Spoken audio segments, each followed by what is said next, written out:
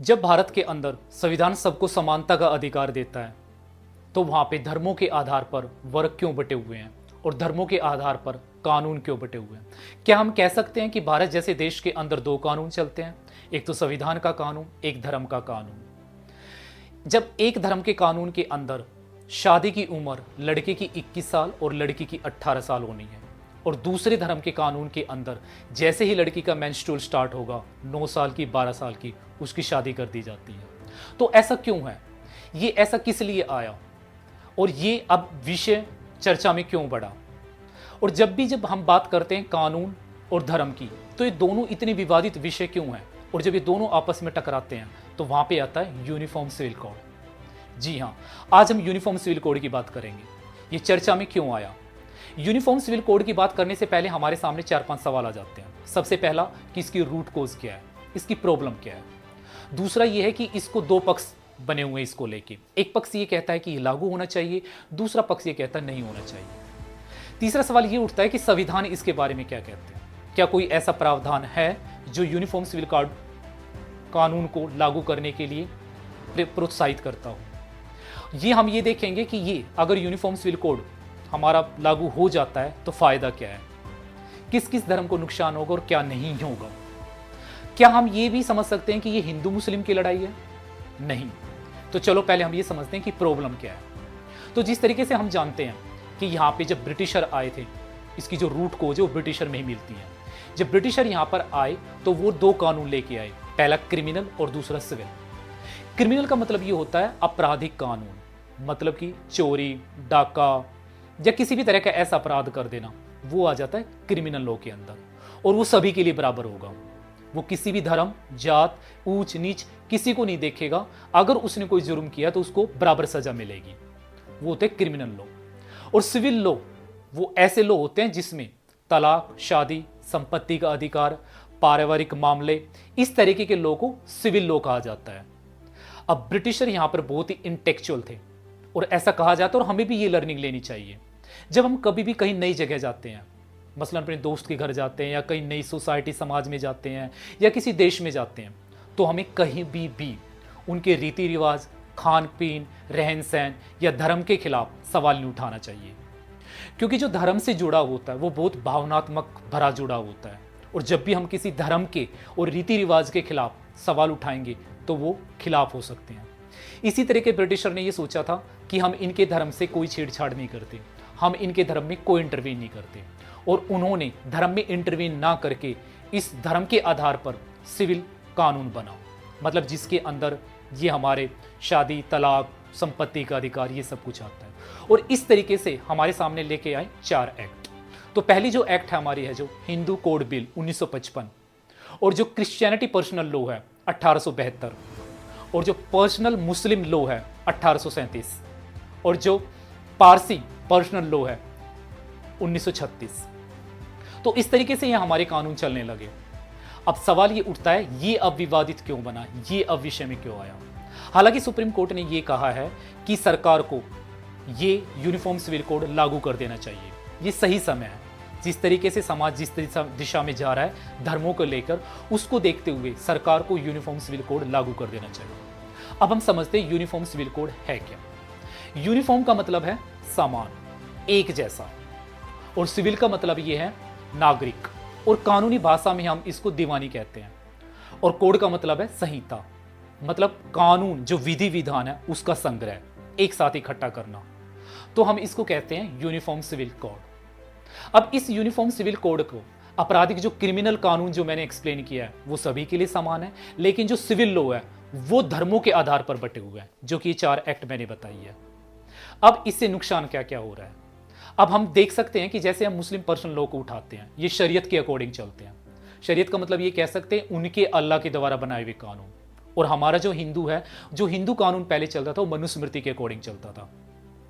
तो अब जो मुस्लिम पर्सनल लॉ है उसके अंदर जैसे कि हम सबसे बड़ी कमियां देखते हैं। पहली कमी संपत्ति का अधिकार, मतलब जब भी संपत्ति का अधिकार होगा तो बेटे को प्राथमिकता दी जाएगी और बेटी को 1/6 दिया जाएगा।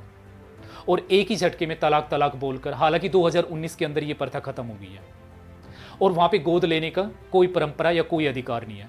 जबकि हम इसका उल्टा हिंदू परंपरा को देखते हैं या हिंदू कानून को देखते हैं तो यहाँ पे हमारी शादी की एज डिसाइड है, संपत्ति का अधिकार बराबरी का अधिकार है। 2005 के संशोधन के बाद बिल्कुल बेटे और बेटियों में इक्वल संपत्ति बटेगी। तो क्या यहाँ पे असमानताएं नहीं आ रही है? ये बहुत बड़े कंफ्यूजन और सवाल खड़ा कर देता है। जब भारत के अंदर संविधान समानता का अधिकार देता है तो धर्म के आधार पर बने हुए कानून किस तरीके से समाज को विभाजित कर और बांट रहे हैं? तो यूनिफॉर्म सिविल कोड का लाना क्यों जरूरी बन जाता है? अब दो पक्ष बने हुए हैं, एक कहता है यूनिफॉर्म सिविल कोड आना चाहिए, एक कहता नहीं आना चाहिए। जो कहता नहीं आना चाहिए वो ये कह रहा है कि हमारी जो धार्मिक स्वतंत्रता है और भारत विविधताओं का देश है तो वो खत्म हो जाएगी, और हमारी जो धार्मिक स्वतंत्रता है वो खत्म हो जाएगी। वो आर्टिकल 29 का सहारा लेते हैं।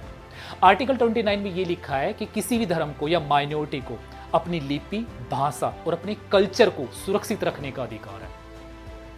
तो उनसे ये सवाल उठता है सीधा सीधा, क्या भारत के अंदर इक्वालिटी बिफोर लॉ है तो क्या आपका कल्चर और धार्मिक स्वतंत्रता खत्म हो जाती है? इसी भारत के अंदर इक्वल वर्क और इक्वल पे का भी अधिकार है, तो क्या वहां पे धार्मिक स्वतंत्रता खत्म हो जाती है? बिल्कुल खत्म नहीं होती। जब हम ये बात करते हैं और इसको जब हम देखते हैं कि सरकार किस तरह से लागू कर सकती है, अब article 44 directive principle of state policy, राज्य की सीधी नीति निर्देशक सिद्धांत। अब आर्टिकल 44 में यह लिखा हुआ है कि सरकार को यह सुनिश्चित करना चाहिए कि यूनिफॉर्म सिविल कोड बनाने का प्रयास करना चाहिए। अब टेक्निकलिटी ये आ जाती है, कई बच्चों ने भी सवाल उठाया है, क्या इस पे सेंटर कानून बना सकते हैं स्टेट? तो जिस तरीके से हम देखते हैं 7 शेड्यूल के अंदर हमारे पास 3 लिस्ट हैं, सेंटर लिस्ट, स्टेट लिस्ट और कंकरेंट लिस्ट। तो सेंटर लिस्ट के अंदर जो विषय आएंगे उस पर सेंटर कानून बनाएगी, स्टेट लिस्ट के अंदर जो विषय आएंगे उस पर स्टेट सरकार मतलब राज्य सरकार कानून बनाएगी, और कंकरेंट लिस्ट के अंदर जो भी विषय आएंगे उन पे दोनों मिलकर कानून बनाएगी। तो गोवा के अंदर और उत्तराखंड के अंदर यूनिफॉर्म सिविल कोड पहले से ही चल रहा है। वो इसलिए ही चल रहा है क्योंकि कंकरेंट विषय मतलब सेंटर और स्टेट दोनों मिलकर बनाती है, तो इसलिए राज्य अलग से इसके ऊपर कानून बना सकता है। तो ये, और दूसरा जो directive principle of state policy है, हम उसको सुप्रीम कोर्ट और हाई कोर्ट में जाके चैलेंज नहीं कर सकते। मतलब directive principle of state policies are non justiciable, मतलब ये न्याय संगत नहीं है। इसको हम इस तरीके से समझ सकते हैं जैसे कि हमारे पास फंडामेंटल राइट है, मौलिक अधिकार।